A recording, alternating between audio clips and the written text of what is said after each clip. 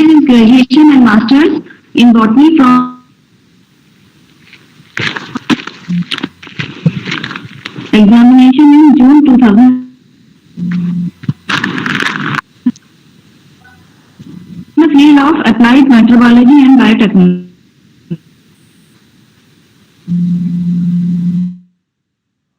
And presented research findings as guest lecturer in Shivaji College, DU,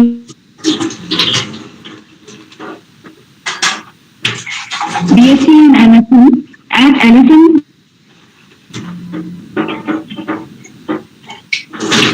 He has been teaching graduate and postgraduate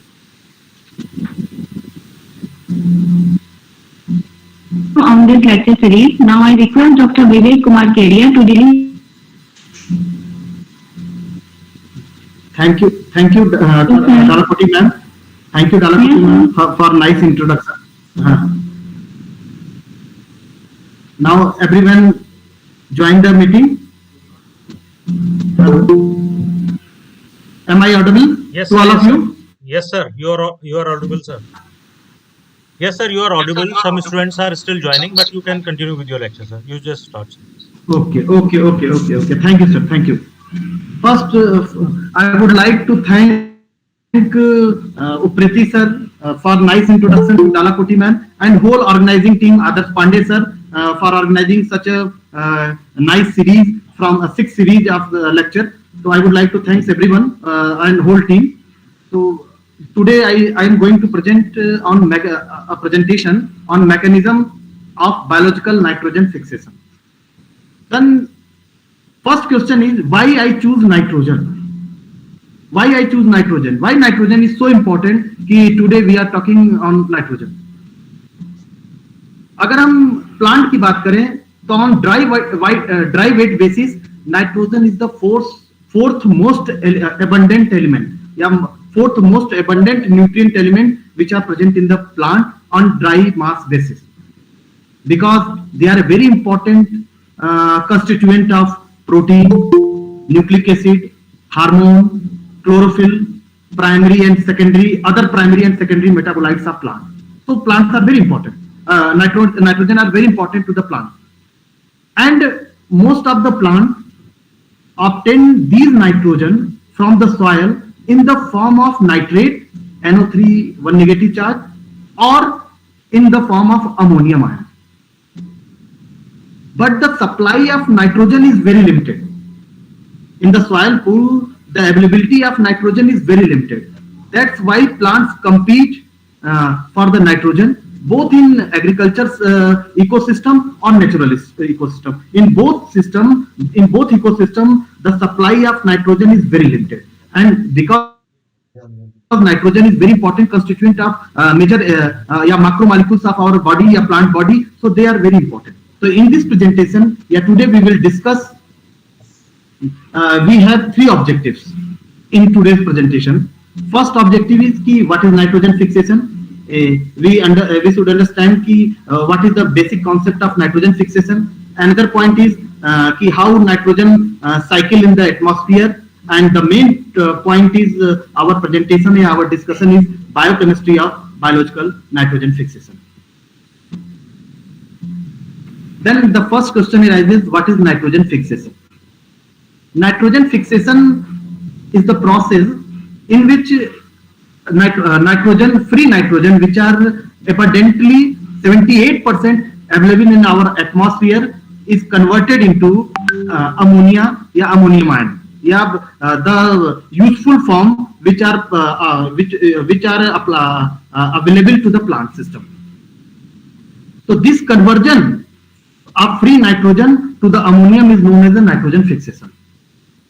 As we know, 78% of molecular nitrogen are present in our atmosphere. The most abundant gas is nitrogen. Nitrogen is an odorless, colorless gas, as we know, already we know.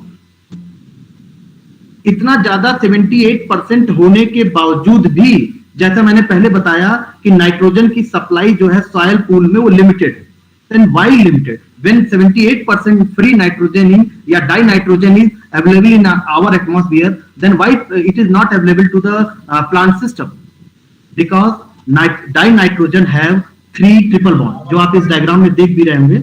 अगर ये जो triple bond आपको दिखाई पड़ रहा है nitrogen का, और ये जो ट्रिपल बॉन्ड है ये कोवेलेंट बॉन्ड है। आपने पढ़ा होगा covalent bond, ionic bond, different type के वंडर वॉल फोर्सेस कई सारे पढ़ोगे। ये जो कोवेलेंट बॉन्ड, इन सभी जितने बॉन्ड के अभी मैंने नाम लिए, इन सभी में जो सबसे स्ट्रॉन्गेस्ट बॉन्ड है वो है कोवेलेंट बॉन्ड। यानी इसके डिसोसिएशन के लिए, इनको तोड़ने के लिए बहुत हाई एनर्जी चाहिए, जो कि पॉसिबल नहीं है एक प्लांट के लिए। और आपको जानकर आश्चर्य होगा कि जो ये नाइट्रोजन फिक्सेशन की प्रक्रिया है या प्रोसेस है, ये केवल अगर बायोलॉजिकल सिस्टम, क्योंकि मैं बायोलॉजिकल सिस्टम की बात करूंगा, मेरा टॉपिक ही है बायोलॉजिकल नाइट्रोजन फिक्सेशन की, तो बायोलॉजिकल सिस्टम में जो ये फ्री डाइनाइट्रोजन मॉलिक्यूल है, इसको अमोनिया में कन्वर्ट करना या जो प्लांट जिसको एब्जॉर्ब कर सके उस फॉर्म में, यूजफुल फॉर्म में कन्वर्ट करने के लिए बहुत ज्यादा एनर्जी की जरूरत है। और ऐसा यूकैरियोटिक इकोसिस्टम में कोई भी इस तरह का, क्यों लेकर एक्सेप्शनली टर्माइट वगैरह कुछ ऐसे पाए गए हैं जिनमें देखा गया है कि वो नाइट्रोजन फिक्स कर सकते हैं, नहीं तो कोई भी यूकैरियोटिक प्लांट में एबिलिटी नहीं है कि वो नाइट्रोजन को फिक्स कर सके। नाइट्रोजन को फिक्स करने की एबिलिटी केवल प्रोकैरियोटिक डोमेन में पाई गई है, यानी बैक्टीरिया वगैरह में, जो माइक्रोब्स में बैक्टीरिया हैं, उनके अंदर केवल ये एबिलिटी है कि वो जो फ्री नाइट्रोजन है, उस फ्री नाइट्रोजन को अमोनिया में कन्वर्ट कर सके, उसका रिडक्शन कर सके। अमोनिया का मतलब उसका रिडक्शन, Na2 को NH3 करना यानी रिडक्शन करना। तो जो रिडक्शन की कैपेबिलिटी है, ये केवल प्रोकैरियोटिक डोमेन में पाई जाती है, केवल बैक्टीरिया वगैरह में पाई जाती है। और ये जैसा कि मैंने पहले ही बताया आपको कि इसमें 3 कोवेलेंट बॉन्ड है, और कोवेलेंट बॉन्ड जो है स्ट्रॉन्गेस्ट बॉन्ड है, इसको डिसोसिएशन के लिए बहुत एनर्जी चाहिए, और यहाँ एक नहीं 3 बॉन्ड है। तो जो नाइट्रोजन का रिडक्शन है या नाइट्रोजन का अमोनिया में जो कन्वर्जन की प्रक्रिया है, it is a very costly high energy required reaction है या मैकेनिज्म है। ठीक है, तो हम इसको अभी आगे देखेंगे कि किस प्रकार से नाइट्रोजन जो है रिड्यूस होता है और किसके द्वारा होता है। उससे पहले थोड़ा हम बेसिक आइडिया लेंगे नाइट्रोजन साइकिल का। ये मेरा एक हैंडमेड डायग्राम है नाइट्रोजन साइकिल की। आप इसको देख रहे होंगे अगर इस डायग्राम को, तो ये एटमॉस्फेरिक नाइट्रोजन यहाँ आपको दिखा रखा है मैंने, जो कि हम पहले ही बात कर चुके हैं कि हमारे एटमॉस्फेयर में बाय वॉल्यूम 78% जो है नाइट्रोजन प्रेजेंट है। ठीक है, अब ये नाइट्रोजन जो अमोनिया में कन्वर्ट होता है, ये 3 तरीके से कन्वर्ट हो सकता है या फिक्स हो सकता है। ये जो फ्री नाइट्रोजन है, इसका अमोनिया में या नाइट्रेट में जो कन्वर्जन है, यही नाइट्रोजन फिक्सेशन कहलाता है। यही हमारा नाइट्रोजन फिक्सेशन है। अब ये 3 तरीके से हो सकता है। बायोलॉजिकली हो सकता है, जो मैंने ये फर्स्ट पॉइंट में आपको दिखा रखा है। इंडस्ट्रियल हो सकता है, ये सेकंड पॉइंट। और इलेक्ट्रिकल नाइट्रोजन फिक्सेशन, यानी जो बिजली चमकती है या आकाशीय कोई इस तरह की घटना होती है स्पेस में, उसकी वजह से होता है। तो आप अगर देखेंगे, अगर परसेंटेज वाइज देखा जाए, तो जो इलेक्ट्रिकल नाइट्रोजन फिक्सेशन है वो केवल 10% है। जितना भी नाइट्रोजन हमारे एटमॉस्फेयर का फ्री नाइट्रोजन, डाइनाइट्रोजन जो फिक्स होता है, वो 10% केवल इलेक्ट्रिकल मैकेनिज्म या फिजिकल मैकेनिज्म के द्वारा होता है। फिजिकल। दूसरा जो सबसे ज्यादा होता है वो है इंडस्ट्रियल के द्वारा। 30% अराउंड आप देखेंगे कि जो नाइट्रोजन फिक्सेशन है वो इंडस्ट्रियल तरीके से होता है या इंडस्ट्री में होता है। और जिस मेथड का इस्तेमाल किया जाता है, आपने केमिस्ट्री में पढ़ा होगा, हैबर्स-बॉश प्रोसेस, बहुत ही हाई एनर्जी रिक्वायर्ड प्रोसेस है, हाई टेम्परेचर, हाई प्रेशर और हाई एनर्जी रिक्वायरिंग प्रोसेस है।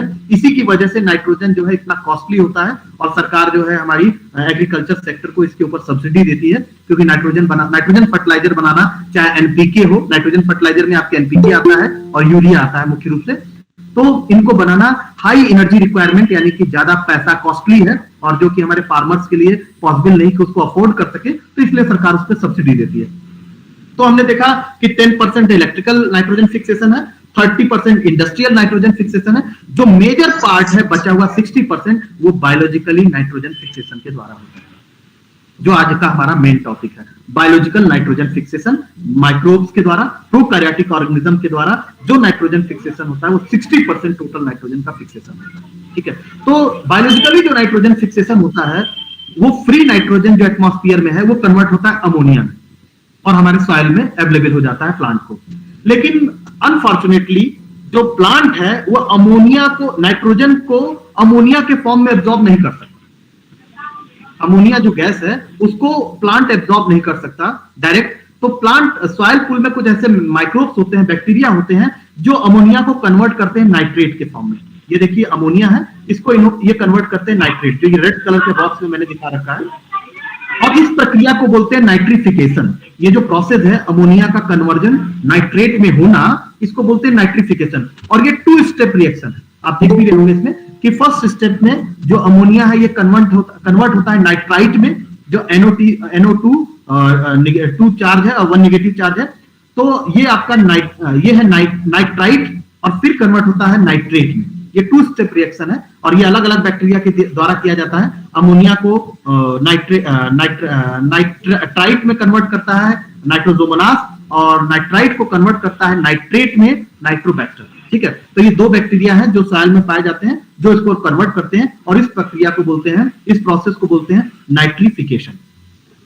और प्लांट जो है वो इस अमोनियम आयन को नाइट्रेट आयन को और अमोनियम आयन को एब्जॉर्ब करता है। एक्चुअली नाइट्रेट आयन को एब्जॉर्ब करता है, फिर उसको कन्वर्ट करता है अमोनियम आयन में, और अमोनियम आयन को फाइनली वो बना लेता है उससे अमीनो एसिड, जिससे आपको मालूम है कि प्रोटीन बनता है। Amino acid is the basic या मोनोमर ऑफ द क्या नाम है प्रोटीन, पॉलीपेप्टाइड या प्रोटीन, जो भी कहना चाहिए। तो ये प्रोसेस है, इसको आपको समझना जरूरी है कि ये जो प्रक्रिया है अमोनिया की नाइट्रेट कन्वर्जन में, ये सॉइल में होती है। और ये बैक्टीरिया जो नाइट्रोजोमोनास या नाइट्रोबैक्टर बैक्टीरिया है उनके द्वारा ये होता है, और ये हमारे सॉइल में नाइट्रेट अवेलेबल हो जाता है, जिसको हमारा प्लांट एब्जॉर्ब करता है। अब जो ये फ्री नाइट्रोजन है, जैसा मैंने पहले ही आपको बोला कि जो फ्री नाइट्रोजन है जिसमें 3 कोवेलेंट बॉन्ड है, हाईली स्टेबल मॉलिक्यूल है, कलरलेस है, ऑर्डरलेस गैस है, नाइट्रोजन हाईली स्टेबल है, इसको तोड़ना, इसको कन्वर्ट करना, इसका रिडक्शन करना अमोनिया में, जो कि एनर्जी रिक्वायरिंग प्रोसेस, ये केवल प्रोकैरियोटिक डोमेन में पाया जाता है। और ऐसा इसलिए है क्योंकि प्रोकैरियोटिक ऑर्गेनिज्म के पास एक एंजाइम होता है जिसको हम बोलते हैं डाई नाइट्रोजनेज एंजाइम। मैंने यहाँ बोल्ड दिखा रखा है आपको, बोल्ड में। ये डाई नाइट्रोजनेज एंजाइम की वजह से जो हमारे प्रोकैरियोटिक ऑर्गेनिज्म है, बैक्टीरिया है, वो इस और सभी बैक्टीरिया नहीं है, जो नाइट्रोजन फिक्सिंग बैक्टीरिया है, वो उन बैक्टीरिया के अंदर ये एंजाइम सिस्टम पाया जाता है, और जिसकी वजह से वो इजीली इस नाइट्रोजन को अमोनिया में कन्वर्ट कर देते हैं, यानी कि नाइट्रोजन का रिडक्शन कर देते हैं। तो हम बात करेंगे डाइनाइट्रोजनेज एंजाइम की।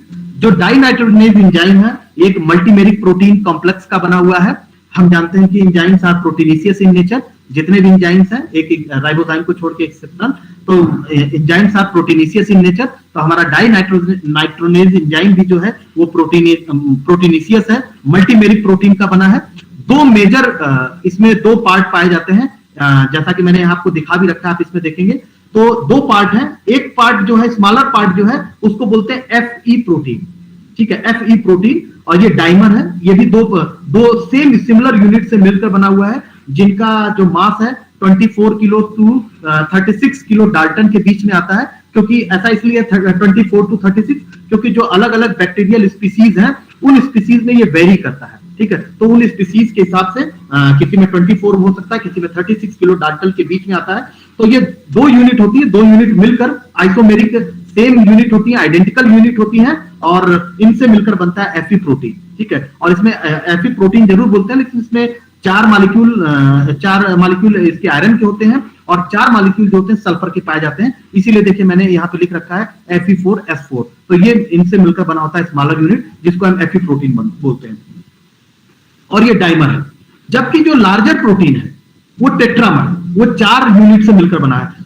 अब यहाँ पे आप देखेंगे इसको डायग्राम, तो आपको देख के समझ में आएगा कि 2 यूनिट सिमिलर है, और 2 अदर यूनिट जो है वो अल्फा जो है दिखा रखा है मैंने। अल्फा यानी कि 2 यूनिट सिमिलर है, और बीटा या 2 यूनिट सिमिलर है। टेट्रामर यानी 4 मॉलिक्यूल है, और इनका जो मॉलिक्यूलर वेट है वो 180 किलो टू 220 किलो डाल्टन के बीच में होता है। ये भी वही species to species, bacterial species vary करता है। और इसको हम बोलते हैं MOFE प्रोटीन, मोलिब्डेनम। MO का मतलब मोलिब्डेनम से है। यहाँ पे ऊपर वाला जो स्मॉलर पार्ट था, उसके अलावा एक extra protein molecule, extra element पाया जाता है, मोलिब्डेनम पाया जाता है। बाकी इसमें भी आयरन और सल्फर पाया जाता है।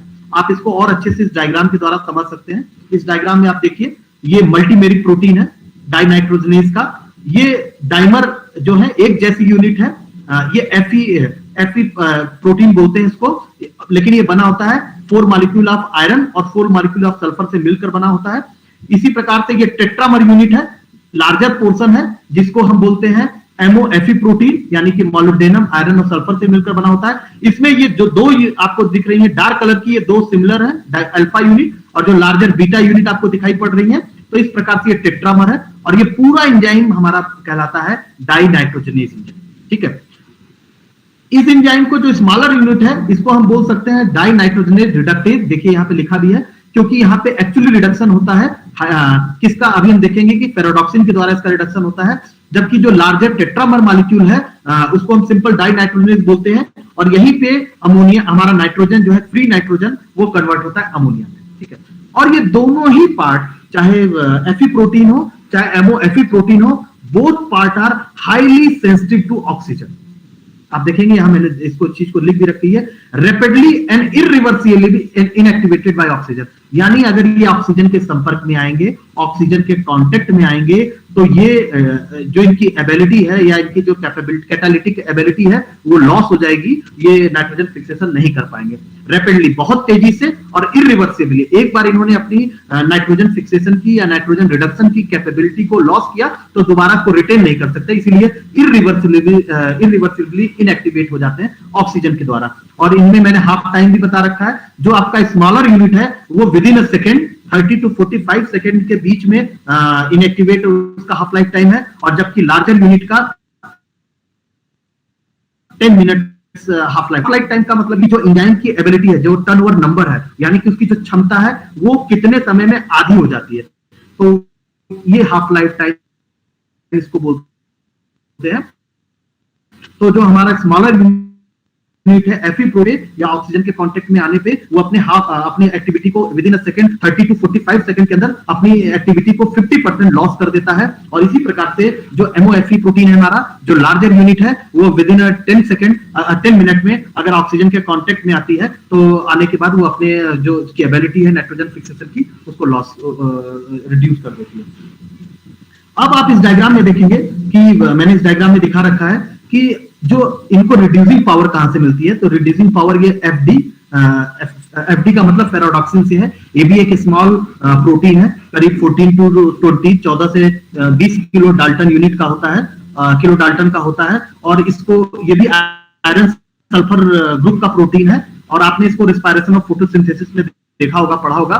तो ये जो रिड्यूस फॉर्म फेरोडॉक्सिन है, ये रिड्यूस फॉर्म हमको फोटोसिंथेसिस से मिलता है, फोटोसिंथेसिस में रिड्यूस फॉर्म। और हम Fe प्रोटीन बोलते हैं, जो आयरन और सल्फर का बना है। हमने आपने केमिस्ट्री में पढ़ा होगा कि आयरन दो फॉर्म में पाया जाता है इस तरह के कंडीशन में। एक होता है Fe2 पॉजिटिव, जिसको हम फेरस आयन बोलते हैं, और जब ये ऑक्सीडाइज हो जाता है, जब यानी कि अपना एक इलेक्ट्रॉन। अच्छा, पहली बात तो रिडक्शन और ऑक्सीडेशन, जो मैं बार बार ये शब्द बोल रहा हूं जो स्टूडेंट्स हैं उनके लिए मैं एक चीज एक्सप्लेन करना चाहूंगा सिंपल फॉर्म में, कि रिडक्शन क्या है। अगर कोई चीज है, कोई कंपाउंड है, कोई एलिमेंट है, अगर हम उसमें हाइड्रोजन जोड़ दें, देखिए 3 तरीके से रिडक्शन हो सकता है सिंपल तरीके से। या तो उसमें हाइड्रोजन जोड़ दिया जाए, या उसमें से ऑक्सीजन निकाल लिया जाए, या उसमें इलेक्ट्रॉन जोड़ दिया जाए, तो ये रिडक्शन। किसी भी कंपाउंड, किसी भी मॉलिक्यूल, किसी भी एलिमेंट में अगर हम हाइड्रोजन जोड़ दें, या हम ऑक्सीजन निकाल लें, या इलेक्ट्रॉन जोड़ दें, तो उस मॉलिक्यूल का, उस एलिमेंट का रिडक्शन हो जाएगा। और ऑक्सीडेशन इसी की अपोजिट चीज हुई। अगर हम ऑक्सीजन जोड़ दें, हाइड्रोजन रिमूव कर दें और इलेक्ट्रॉन रिमूव कर दें, तो उसका ऑक्सीडेशन हो जाएगा। ठीक है, ये बिल्कुल बेसिक चीज है। तो ये आपको रिडक्शन ऑक्सीडेशन का कॉन्सेप्ट क्लियर होना चाहिए। तो यहाँ पे जो Fe2 पॉजिटिव जो फेरस आयन है, वो अपना एक इलेक्ट्रॉन दे देता है, क्या नाम है, और ऑक्सीडाइज हो जाता है। ठीक है, तो और ये इसको जो ये रिड्यूसिंग पावर मिलती है, जो ये ऑक्सीडाइज होता है, या रिड्यूसिंग ऑक्सीडाइज से जो रिडक्शन होता है इसका, ये रिड्यूसिंग पावर इसको मिलती है फेरोडॉक्सिन से। ठीक है, तो इस डायग्राम में ये चीज क्लियर है। अब हम स्टेप वाइज इसको देख लेते हैं कि किस प्रकार से नाइट्रोजन फिक्सेशन हो रहा है स्टेप वाइज। तो जो सबसे पहला रिडक्शन का प्रोसेस है, पहला स्टेप है रिडक्शन का, उस स्टेप में आप देखेंगे ये फ्री नाइट्रोजन है, ये 2 प्रोटॉन 2 इलेक्ट्रॉन की प्रेजेंस में कन्वर्ट हो जाता है डाईएमाइड में। ये देखिए बना हुआ है डायग्राम आपके सामने। फिर जब डाईएमाइड को 2 प्रोटॉन 2 इलेक्ट्रॉन्स मिलते हैं, तो ये कन्वर्ट हो जाता है हाइड्रोजाइन में, आप ये देखिए। फिर 2 प्रोटॉन 2 इलेक्ट्रॉन को लेकर ये कन्वर्ट हो जाता है हाइड्रोक्सिल एमाइड में, और फाइनली कन्वर्ट हो जाता है अमोनिया में। तो जो ये बायोलॉजिकल नाइट्रोजन फिक्सेशन है, इसको बोरिस साहब ने दिया था। ये जो बायोलॉजिकल नाइट्रोजन फिक्सेशन है, इसकी अगर हम ओवरऑल रिएक्शन देखें, जो यहाँ पे मैंने नीचे लिख रखी है आपके लिए, ये फ्री नाइट्रोजन है। 1680 को बताया था एनर्जी रिक्वायरिंग या कॉस्टली प्रोसेस है। ये 16 एटीपी चाहिए एक मॉलिक्यूल नाइट्रोजन को फिक्स करने के लिए, और इसमें 2 मॉलिक्यूल अमोनिया के बने हैं, और जो 16 एटीपी था वो और यहाँ पे 8 प्रोटॉन 8 इलेक्ट्रॉन का भी कंजम्पशन हुआ, और हमारे 16 एटीपी से कन्वर्ट होकर बचे एडीपी और इनऑर्गेनिक फॉस्फेट बच गए। यहाँ पे एक जो चीज आपको एक्स्ट्रा दिख रही है वो दिख रही है हाइड्रोजन आयन। हम बाद में इसको डिस्कस करेंगे कि जो ये हाइड्रोजन आयन यहाँ से रिलीज हो रहा है इसको कैसे यूटिलाइज करते हैं, इसको कैसे मैनेज करते हैं। ये भी एक बड़ा ड्रॉबैक है इस रिएक्शन का। देखिए 2 सबसे बड़े ड्रॉबैक हैं। आप इस रिएक्शन को देखेंगे तो जो बायोलॉजिकल नाइट्रोजन फिक्सेशन में 2 सबसे बड़े ड्रॉबैक है। पहला ड्रॉबैक ये है, या 2 लिमिटेशन है, ड्रॉबैक कह लीजिए, लिमिटेशन कह लीजिए, वो ये है कि एक तो पहला कि ये हाईली एनर्जी रिक्वायरिंग प्रोसेस है। यहां देख रहे हैं 16 एटीपी यूज हो रही है एक मॉलिक्यूल नाइट्रोजन फोटोसिंथेसिस में, कि एक कार्बन मॉलिक्यूल को फिक्स करने के लिए जब हम ग्लूकोज बनाते हैं 6 कार्बन को फिक्स करना पड़ता है। एक कार्बन को फिक्स, अगर 6 को फिक्स करके 6 कार्बन डाइऑक्साइड को फिक्स करके एक ग्लूकोज मॉलिक्यूल बनाते हैं तो हमें जरूरत पड़ती है 18 एटीपी की, 18 एटीपी की। यानी कि अगर हम देखें एक कार्बन मॉलिक्यूल को फिक्स करने के लिए हमें 3 एटीपी की या 3 एटीपी की जरूरत पड़ती है, जबकि एटीपी की जरूरत पड़ रही है। तो कार्बन के लिए 3 एटीपी जरूरत पड़ती है और नाइट्रोजन के लिए 16। तो this is a very highly energy requiring process. तो पहला लिमिटेशन तो यह है कि जो बायोलॉजिकल नाइट्रोजन फिक्सेशन है इसके लिए बहुत ज्यादा एनर्जी चाहिए, ठीक है। दूसरा कि इसमें जो ये हाइड्रोजन निकल रहा है, हाइड्रोजन जो बाई प्रोडक्ट बन रहा है, ये भी हमारे लिए एक ड्रॉबैक है, क्योंकि एक तो एनर्जी लग रही है, एनर्जी लगने से जो ये हाइड्रोजन बन रहा है ये हमारे किसी यूज का नहीं है, किसी काम का नहीं है, वेस्टफुल प्रोसेस है ये पूरी तरह से। तो कैसे इसको यूटिलाइज करा है इसको हम आगे देखेंगे। तो ये 2 लिमिटेशन हमारे सामने आती है, ड्रॉबैक आती है। और लिमिटेशन हमने पहले ही बात कर ली कि ऑक्सीजन की प्रेजेंस में ये स्टेप नहीं किए जा सकते। क्यों? क्योंकि जो डाइनाइट्रोजनेज एंजाइम है they are highly sensitive to oxygen. हमने देखा कि दोनों पार्ट, स्मॉलर एफी प्रोटीन भी और लार्जर एमओएफी प्रोटीन जो है, दोनों ही ऑक्सीजन के लिए हाईली सेंसिटिव है। अगर ऑक्सीजन रहेगी तो वो एक्टिविटी नहीं कर पाएंगे, नाइट्रोजन को फिक्स नहीं कर पाएंगे। तो ये इन चीजों को हमें ध्यान में रखना है जब हम आगे इसको डिस्कस करेंगे। Next slide. हाँ, तो देखिए मैंने इस चीज को यहाँ लिखा भी है कि हमारा जो प्रिंसिपल प्रोडक्ट है वो नाइट्रोजन फिक्सेशन का वो अमोनिया है। वही हमारे ऑब्जेक्टिव है, हमें अमोनिया बनाना था नाइट्रोजन से, वो तो बन गया, लेकिन साथ में हर नाइट्रोजन अमोनिया मॉलिक्यूल के साथ हमें हाइड्रोजन मॉलिक्यूल मिलता है, जो कि हमारे लिए एक वेस्टफुल प्रोसेस है। ये जो बायोलॉजिकल नाइट्रोजन फिक्सेशन है ये very costly in terms of energy. Nitrogen fixation जो है हाईली एनर्जी रिक्वायरिंग प्रोसेस है। और देखिए यहाँ पे एस्टिमेट भी किया गया है, एक्सपेरिमेंटली पाया गया है कि एक मॉलिक्यूल नाइट्रोजन को फिक्स करने के लिए 25 एटीपी चाहिए। अभी आप बोलेंगे कि सर अभी पहले जो हमने पिछली स्लाइड में देखा था उसमें 16 एटीपी देखा था।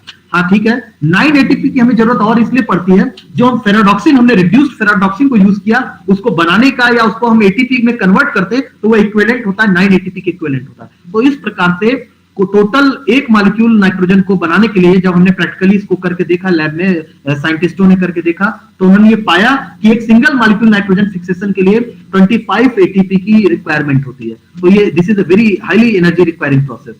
और ये भी देखा गया कि सोयाबीन में करीब 1 ग्राम नाइट्रोजन को फिक्स करने के लिए करीब 12 ग्राम कार्बन की रिक्वायरमेंट होती है। तो आप सोचिए कि 12 ग्राम कार्बन की कॉस्ट पे 1 ग्राम नाइट्रोजन का फिक्सेशन या कन्वर्जन हो रहा है। तो this is a highly energy requiring process.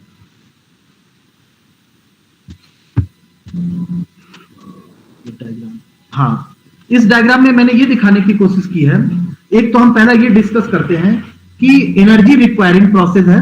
देखिए यहाँ पे क्या विरोधाभासी बात है, क्या हमारे सामने जो प्रॉब्लम आती है वो क्या है। प्रॉब्लम क्या है कि एक तो ऑक्सीजन, जो ऑक्सीजन सेंसिटिव है डाइनाइट्रोजनेज एंजाइम, ठीक है, यानी कि अगर ऑक्सीजन मिलेगा तो वो नाइट्रोजन फिक्सेशन नहीं कर पाएगा, उसकी एबिलिटी लॉस हो जाएगी, जैसा बार बार मैंने आपको बताया। लेकिन हम ये भी जानते हैं रिस्पायरेशन, जहां पे हम ग्लूकोज को या कार्बन को हम कन्वर्ट करते हैं एटीपी में, रिस्पायरेशन के मैकेनिज्म में जब आपने पढ़ा होगा, तो रिस्पायरेशन 2 तरह का हो सकता है, एरोबिक और एनएरोबिक। एरोबिक का मतलब ऑक्सीजन की प्रेजेंस में, एनारोबिक यानी ऑक्सीजन की अब्सेंस में।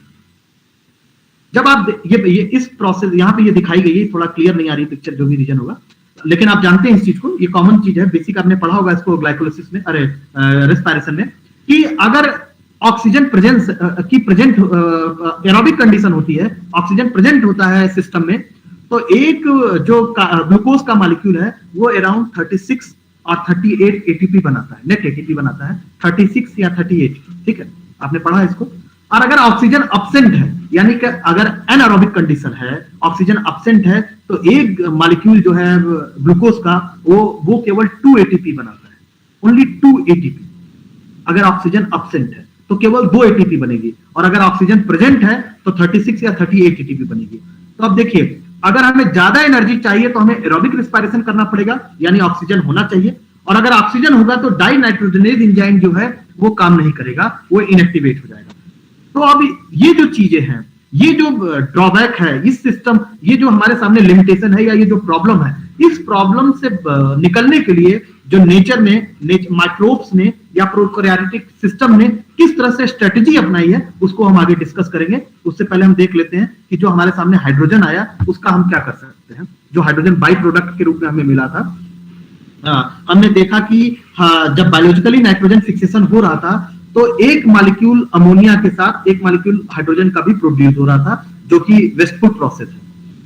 तो इसको यूज करने के लिए हमने देखा या पाया कुछ माइक्रोब्स में, कुछ माइक्रोब्स नाइट्रोजन फिक्सिंग जो माइक्रोब थे, प्रोकैरियोटिक बैक्टीरिया थे, वो क्या करते हैं कि जो हाइड्रोजन है उसको एटमॉस्फेयर में रिलीज नहीं करते, बल्कि उस हाइड्रोजन को रीयूटिलाइज कर लेते हैं, रिसाइकिल कर लेते हैं और उसको एटीपी में कन्वर्ट कर लेते हैं कपलिंग रिएक्शन के द्वारा। आपने पढ़ा होगा पीटर निकेल साहब का, जिनको नोबेल प्राइज भी मिला था, कि किस प्रकार से कपलिंग रिएक्शन के द्वारा एटीपी बनती है, एटीपी सिंथेटेज एंजाइम के द्वारा माइटोकॉन्ड्रिया के अंदर, जिसको हम को कुछ माइक्रोब्स यूज करते हैं, रिसाइकिल कर लेते हैं प्रोटॉन को, हाइड्रोजन आयन को, और कन्वर्ट कर लेते हैं एटीपी में। उसके लिए उनके पास एक स्पेशल प्रकार का एंजाइम होता है जिसको बोलते हैं हाइड्रोजनेज एंजाइम, जिसको मैंने बोल्ड करके यहां दिखा भी रखा है, हाइड्रोजनेज एंजाइम। इस एंजाइम की प्रेजेंस में जो माइक्रोब्स होते हैं या जो नाइट्रोजन फिक्सिंग बैक्टीरिया होते हैं, वो हाइड्रोजन को रिसाइकिल कर लेते हैं और एटीपी में कन्वर्ट कर लेते हैं। तो इस प्रकार से हमारा जो नाइट्रोजन फिक्सेशन का जो प्रोसेस है वो हाईली इफिशिएंट हो जाता है नाइट्रोजन फिक्सेशन के पॉइंट ऑफ व्यू से। और ये भी देखा गया कि जो हाइड्रोजनेज एंजाइम है उसकी जो बायोकेमिस्ट्री या फिजियोलॉजी है, उसका जो एक्शन है वो डिपेंड करता है बप जीन के एक्सप्रेशन पे। ये मैंने यहाँ दिखा रखा है, बप जीन के एक्सप्रेशन पे हाइड्रोजनेज एंजाइम का जो बायोकेमिस्ट्री है या फिजियोलॉजी है वो डिपेंड करता है। तो आज बायोटेक्नोलॉजी के माध्यम से हम जानते हैं कि बायोटेक के माध्यम से हम माइक्रोब में जेनेटिक चेंजेस कर सकते हैं। तो जेनेटिक इंजीनियरिंग के माध्यम से हम इस तरह के नाइट्रोजन फिक्सिंग बैक्टीरिया बना रहे हैं, ऐसे राइजोबियम स्ट्रेन बना रहे हैं जिनके अंदर बप जीन पाई जाए, ताकि हमारा जो हाइड्रोजन रिलीज हो वो एटमॉस्फेयर में रिलीज ना होकर हम उसको रिसाइकिल कर लें और उसको एटीपी में कन्वर्ट कर लें। ठीक है, तो इस प्रकार से एक तरीका ये हुआ कि हम एटीपी जो कॉस्ट इफेक्टिव था उसको हम थोड़ा बहुत हाइड्रोजन को रिसाइकिल करके हम अपना जो है यूटिलाइज कर सकते हैं। तो एक तरीका ये था जिसके द्वारा, इस बायोटेक्नोलॉजी के द्वारा, इस बप जीन के इस्तेमाल के द्वारा हम उस लिमिटेशन से थोड़ा बहुत बच सकते हैं। लेकिन साथ ही नेचर ने भी कुछ ऐसी स्ट्रेटजीज अपनाई जिसके द्वारा जो नाइट्रोजन फिक्सेशन का जो ड्रॉबैक है, ऑक्सीजन जो सेंसिटिव डाइनाइट्रोजनेज जो एंजाइम है, उससे बचने के लिए कुछ सिस्टम नेचर ने भी बनाया। तो 3 सिस्टम नेचर ने अपनाया या किया। एक तो पहला जो है फैकल्टेटिव एनारोबिक लाइफस्टाइल।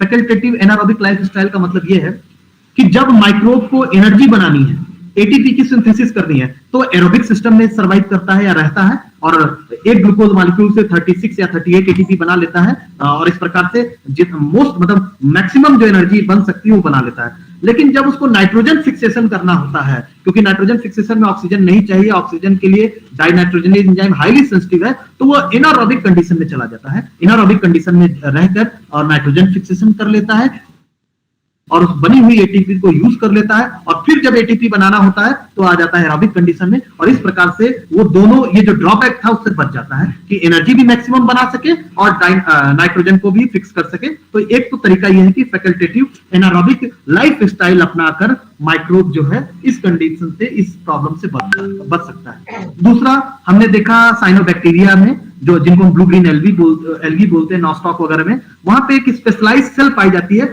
जिसको बोलते हैं हेट्रोसिस्ट। आप देख रहे हैं, आपने देखा भी होगा, ये हेट्रोसिस्ट सेल है।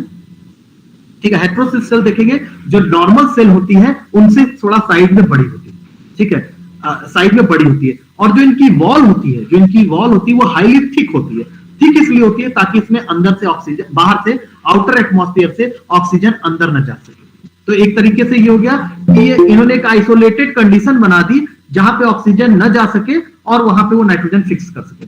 लेकिन वहां पे भी ऑक्सीजन होगी सेल के अंदर, सेल को सर्वाइव करने के लिए एनर्जी चाहिए तो ऑक्सीजन होगी। तो पाया गया है कि जो हेटेरोसिस्ट होती है वहां पे जो रिस्पायरेशन का रेट है वो बहुत ही ज्यादा हाई रिस्पायरेशन का रेट है। तो हाई रिस्पायरेशन के रेट की वजह से जो ऑक्सीजन की कंसंट्रेशन रिस्पायरेशन एरोबिक होगी ताकि ज्यादा से ज्यादा एटीपी प्रोड्यूस कर सके, तो वो वहां की ऑक्सीजन को कंज्यूम कर लेती है और जिसकी वजह से जो वहां कंडीशन क्रिएट होती है वो एनारोबिक होती है और इजीली नाइट्रोजन का फिक्सेशन हो जाता है एनारोबिक कंडीशन में।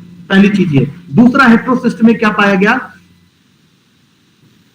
कि हेटेरोसिस्ट में, क्योंकि हमें मालूम है कि नॉस्टॉक जो है या जो ये साइनोबैक्टीरिया है ये फोटोसिंथेटिक एल्गी है, ब्लू ग्रीन एल्गी है, फोटोसिंथेसिस होती है। और फोटोसिंथेसिस में आपने पढ़ा होगा कि दो तरह के पिगमेंट सिस्टम है, photosystem second and photosystem first. मैंने सेकंड पहले इसलिए बोला क्योंकि जो ऑक्सीजन का इवोल्यूशन होता है या जहां वाटर टूटकर जब ऑक्सीजन में कन्वर्ट होता है, ये जो प्रोसेस है ये फोटोसिस्टम सेकंड पे होती है। और पाया गया कि हेटेरोसिस्ट में फोटोसिस्टम सेकंड एब्सेंट होता है, फोटोसिस्टम सेकंड नहीं पाया जाता। तो इसकी वजह से वहां ऑक्सीजन की सिंथेसिस नहीं होती या ऑक्सीजन का प्रोडक्शन नहीं होता फोटोसिंथेसिस के दौरान भी। लेकिन वहां फोटोसिस्टम 1 पाया जाता है। क्यों? क्योंकि फोटोसिस्टम 1 जो होता है वो फोटोफॉस्फोराइलेशन के द्वारा एटीपी बनाता है। तो एटीपी तो चाहिए, तो उसके लिए फोटोसिस्टम 1 तो उन्होंने रखा है, लेकिन चूंकि उनको ऑक्सीजन नहीं चाहिए तो उन्होंने फोटोसिस्टम सेकंड को नहीं रखा है। तो हेटेरोसिस्ट में फोटोसिस्टम 1 पाया जाता है और फोटोसिस्टम सेकंड जो है वो एब्सेंट होता है। और प्लस ताकि जो ऑक्सीजन रहे वो भी ना डिस्टर्ब करे, डाइनाइट्रोजनेस को नुकसान न पहुंचाए, इसके लिए वहां देखा गया है कि जो रिस्पायरेशन का रेट है वो बहुत ही ज्यादा हाई होता है जिसकी वजह से नाइट्रोजन फिक्सेशन इजीली हो जाता है। तो ये दूसरी स्ट्रेटेजी है जो नेचर में माइक्रोब्स के द्वारा अपनाई गई, एडॉप्ट की गई। ठीक है, तो पहली स्ट्रेटेजी थी फैकल्टेटिव एनारोबिक लाइफस्टाइल, दूसरी स्ट्रेटेजी थी हेटेरोसिस्ट के द्वारा, और जो तीसरी स्ट्रेटेजी है जिसको हम सबसे ज्यादा देखते हैं हायर प्लांट में, आपके लेग्यूमिनस प्लांट में देखते हैं कि वहां पे पाया जाता है पिंक कलर का एक मॉलिक्यूल पाया जाता है, प्रोटीन पाया जाता है जिसको हम बोलते हैं लेग हेमोग्लोबिन। ठीक है, जैसे हमारे ब्लड में हेमोग्लोबिन होता है जो ऑक्सीजन को कैरी करता है, तो उसी प्रकार से ये पिंक मॉलिक्यूल रूट नोड्यूल्स में पाए जाते हैं जो नाइट्रोजन फिक्सिंग, जहां पे नाइट्रोजन फिक्सेशन वाले बैक्टीरिया राइजोबियम वगैरह पाए जाते हैं, ये पल्सेस दालों में पाए जाते हैं, लेग्यूमिनस प्लांट में पाए जाते हैं। तो वहां पे ये पिंक कलर का मॉलिक्यूल है और ये पिंक मॉलिक्यूल भी उसी प्रकार से होमोग्लोबिन की तरह ऑक्सीजन स्कैवेंजर का काम करता है, ऑक्सीजन बाइंडिंग प्रोटीन है और जो डाइनाइट्रोजनेज एंजाइम को ऑक्सीजन से बचाने का है, वो ऑक्सीजन से बचा रहता है और नाइट्रोजन को फिक्सेशन कर लेता है। और ऑक्सीजन के होने की वजह से जो सेल्स हैं वो एरोबिक रिस्पायरेशन करती हैं और मैक्सिमम एटीपी की सिंथेसिस कर लेती हैं ग्लूकोज मॉलिक्यूल के द्वारा। तो इस प्रकार से जो ड्रॉबैक थे नाइट्रोजन फिक्सेशन के, जो हमारे सामने लिमिटेशन थे नाइट्रोजन फिक्सेशन के, कि हाईली एनर्जी रिक्वायरिंग प्रोसेस है और ऑक्सीजन सेंसिटिव है, उन प्रॉब्लम से, उन ड्रॉबैक से इस स्ट्रेटजीज के द्वारा नेचर में एडॉप्टेशन के द्वारा हमारे जो माइक्रोब्स हैं वो इजीली नाइट्रोजन को फिक्स कर लेते हैं या अपने आप को सेव कर लेते हैं। तो ये आज का मेरा प्रेजेंटेशन था। Thank you. Thank you sir for such a nice informative कोई lecture. क्वेश्चन है या कोई क्वेरी है, क्योंकि मेरे ख्याल से 11-20। Thank you ma'am, thank you ma'am. Ma'am, this is lecture actually for the student. Yes sir. Yes sir, and Ma'am, if any query from the student side, course में भी है सर, इनके ग्रेजुएशन में भी और पीजी में botany में है, लेकिन ग्रेजुएशन। हाँ सर, इसीलिए मेरे यहाँ भी हाँ सर, इसीलिए मैंने इसको चूज किया क्योंकि मैं थोड़ा और कहीं बिजी था, लेकिन चूंकि मेरे पास ऑलरेडी प्रिपेयर था तो मैंने कहा कि आपको मैं इन्फॉर्म कर दूं। तो और अच्छा लेक्चर है, अगर बच्चों को कुछ पूछना हो तो मुझे अच्छा लगेगा सर शेयर कर दूं, उनसे बात करने में। बिल्कुल सर, किसी को भी अगर कुछ पूछना है तो। इसको हमने रिकॉर्ड भी कर लिया सर, इसका हम लोग लिंक भी भेज देंगे आपको रिकॉर्डिंग का। अभी तो सर बच्चे हमारे कॉलेज से ज्वाइन किया हुआ है, पता नहीं वो कितने क्वेश्चन पूछ पा रहे हैं या नहीं। अगर आपका किसी का भी कोई क्वेश्चन है तो प्लीज पूछिए।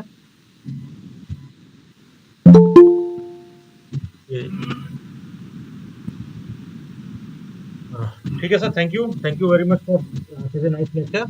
और सर्टिफिकेट होगा और अगर आप लोग नहीं पूछ रहे हैं तो मुझे ये लगता है कि मेरी बात आप लोग तक पहुंची नहीं है। नहीं सर, ऐसी कोई बात नहीं है। एक्चुअली ये बच्चे कनेक्टेड हैं अपन कॉलेज से, इनको हम लोगों ने इंस्ट्रक्ट किया हुआ था कि माइक ऑफ करने के लिए, तो अगर किसी को पूछना हो तो अपना माइक ऑन करके आप पूछ सकते हैं बच्चे।